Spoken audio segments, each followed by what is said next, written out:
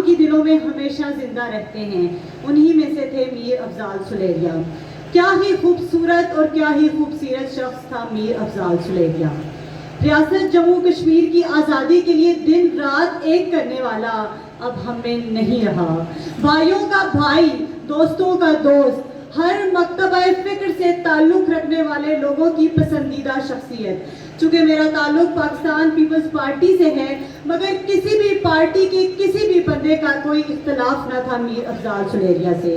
میر افضال سلیریا ایک آزادی پسند، ایک خوددار سیاسی رہنما تھا جو آزادی کا خواب لیے، کشمیریوں کی خوشحالی کا خواب لیے اس دنیا سے رخصت ہو گیا. مظفر آباد دریا بچاؤ کی تحریک کا آغاز کرنے والا، وسائل پر قبضوں کے خلاف اٹھ اٹھ کر کھڑا ہونے والا اب ہمیں نہیں رہا، لیکن وہ ہمارے دلوں میں ہمیشہ زندہ رہے گا.